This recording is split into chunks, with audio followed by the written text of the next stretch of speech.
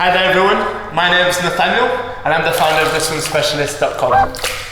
Okay, the purpose of today's video is I want to show you guys all the top tips that I have for front crawl. Now I've been teaching front crawl over 7 years now and I thought it would be a great idea if I shared with you guys some of the top techniques that could teach yourselves how to swim front crawl, or if there's any parents, you can teach your children how to do front crawl as well. If anybody's doing a triathlon, this will be perfect for you. So stay tuned and I look forward to seeing you on the other side.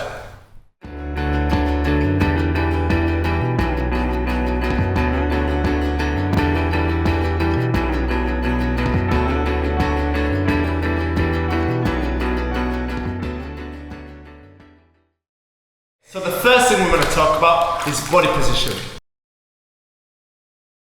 And it's very important that your body position stays nice and horizontal on top of the water.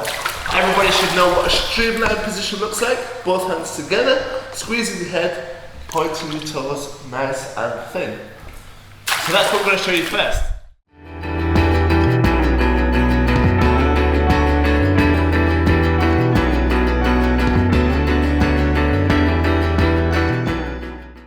Okay, so what I just showed you guys was a simple push and glide, and that's something you guys can practice or even teach your children.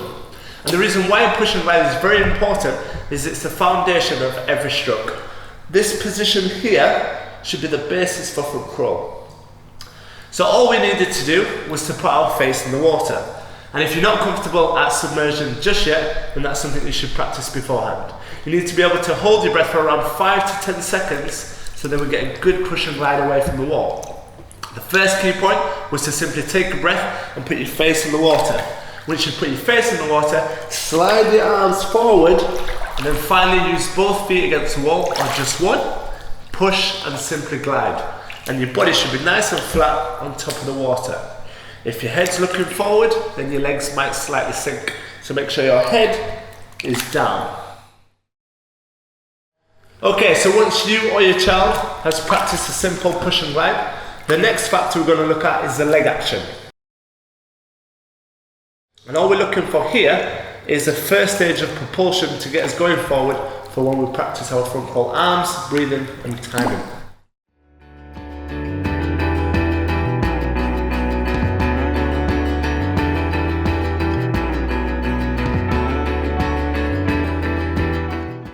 So what we've just highlighted there is a simple leg action for front crawl. And now it's a basic flutter kick whereby your legs should be close together. I want you to imagine these are your legs or your child's legs. Make sure they're close together and it's a simple flutter kick with floppy ankles pushing the water away. Now some of the things you have to be mindful of is if the legs are slightly wide apart, when they do kick the water, it's going to be pushing in opposite directions. So having them close together, make sure it's nice and effective. If the splashes are too big, then a lot of the energy is getting exerted out of the water. If you find that the legs are sinking underneath the water, then that's creating drag. So the perfect leg kick is nice and close together, floppy ankle so it's relaxed, making small splashes. So that's what we need to look out for. Now the third thing we're going to look at is our arm action. And the movement pattern that we do with our arms.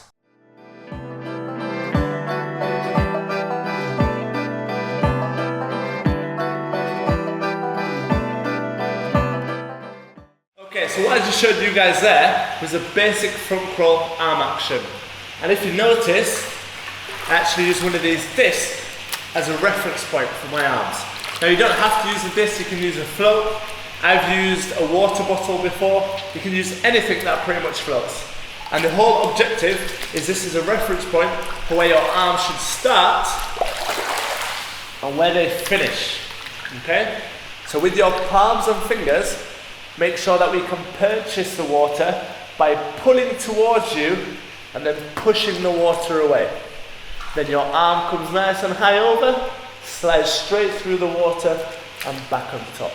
Okay? So now we've looked at body position, we've looked at a leg kick and also a basic arm action. Now one of the common problems which I'm sure you guys find or your children find is breathing when it comes to front crawl.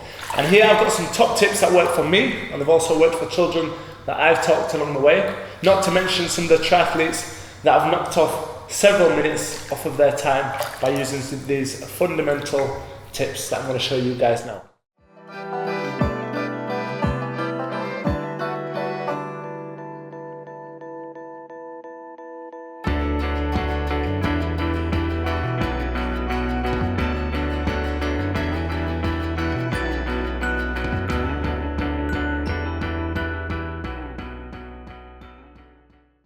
So I used one of these. Now this is just a typical noodle, and if you cross it over, tie it like a shoelace, it gives you a great platform for you to rest your hands in here. And this is the start and finish position that we talked about before.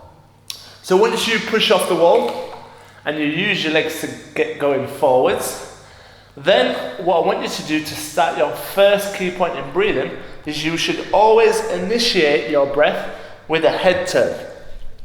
And when you turn your head, naturally your arm should fall down. As it does so, the second key point is for your ear to rest on your shoulder, and then simply look straight to the side, and then take a breath and your arm comes straight back over. We're now going to move on and look at timing of the stroke, okay? So we've got a great foundation with our body position. We've then added a leg kick to get us going forward. We've looked at our arm action to help us accelerate, and we've looked at our head turn to help us breathe. So now, a common problem here is how do we time the stroke together? I'm going to show you how to do that.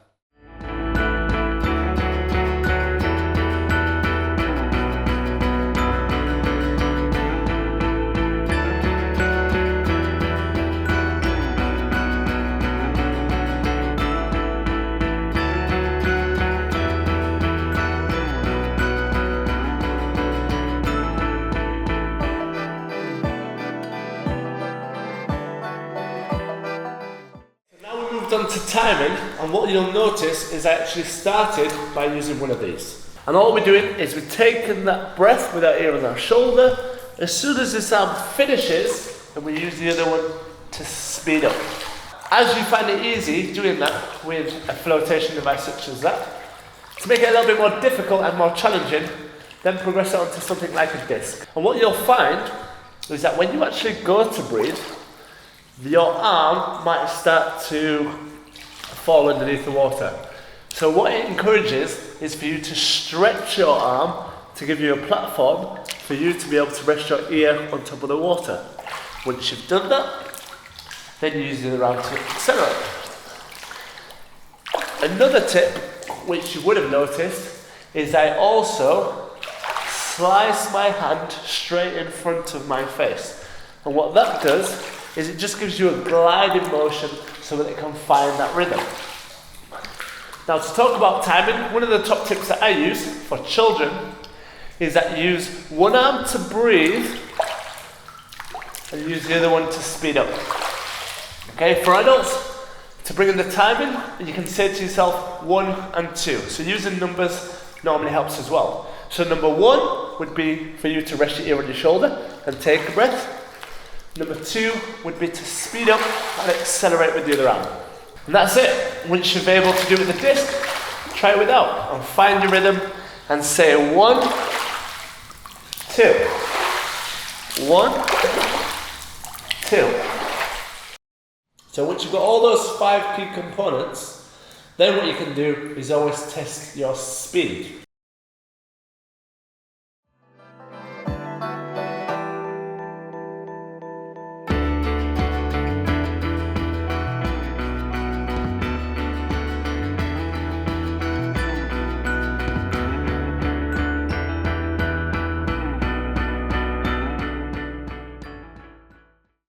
So whether you've done the speed challenge or you just don't like that so much and you want to try something different, then why not test your distance, okay?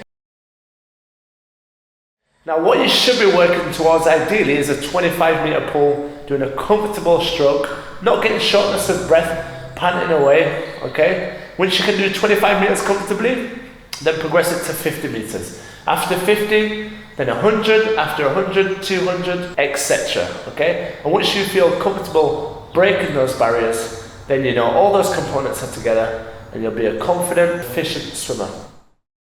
thank you all at home for watching. It's been a pleasure sharing my experience with you guys back at home.